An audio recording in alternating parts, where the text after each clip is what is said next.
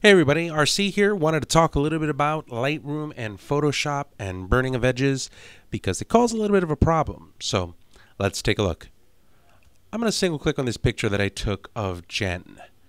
Now, I like the picture. I think it's kind of cool, but I kind of want to crop it in and I want to be able to do a little burning of the edges here. So automatically I wind up switching to the develop tool, and notice I already have lens vignetting set up on this. I'm just going to reset it to show you what the original picture looks like. That's what it looks like. I'm going to crank those edges way down, right, so that it focuses right on the center of it. But check out this problem. Burns all of this stuff in, right? That's kind of what I want. And watch what happens. I don't like the composition of this, right? There's a lot of gunk over here. So I'm going to click over here and drag this in. Maybe what I'll do is I'll move this up just a little bit. And like that. And say that I want it like that. Now, all of this burning that happened here, non-existent in my new crop.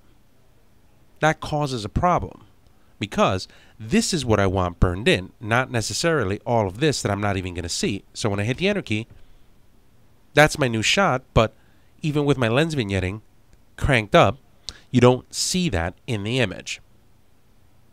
How do you fix that?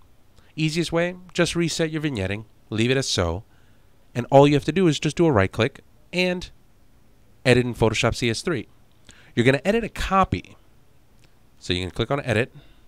That's going to make a second copy of this, and it's going to open it inside of Photoshop.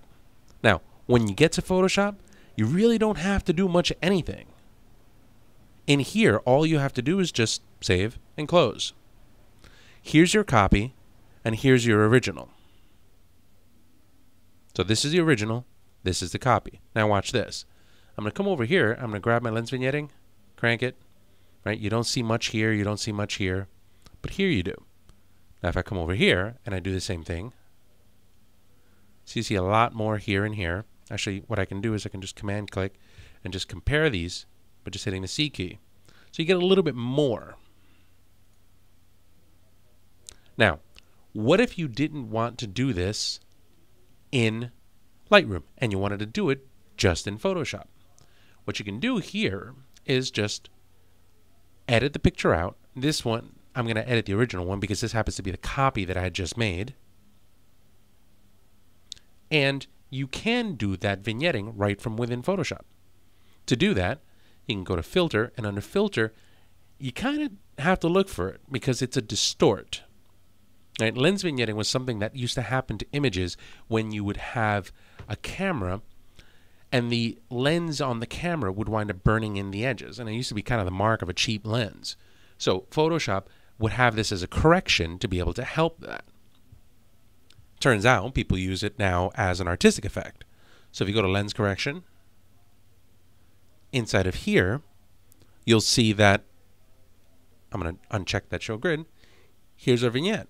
Now you can kind of paint that in without even having to go into Lightroom. You click OK. There's our paint in. Not too bad. Now, another way to do it, you can just undo that. You could come over here and set up your burn tool.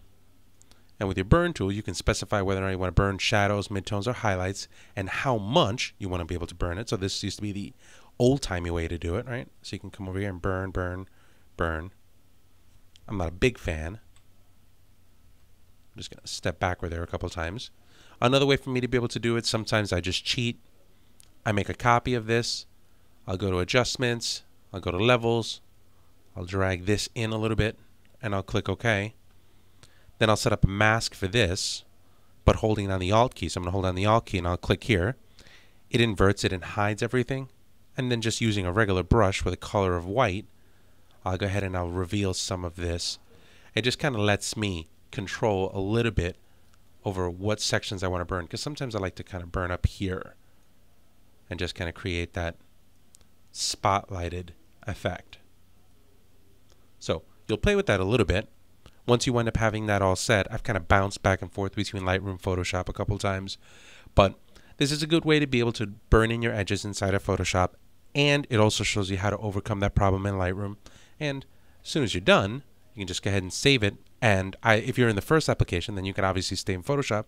But if you come back here, just keep bouncing back and forth, and you'll wind up with something like so.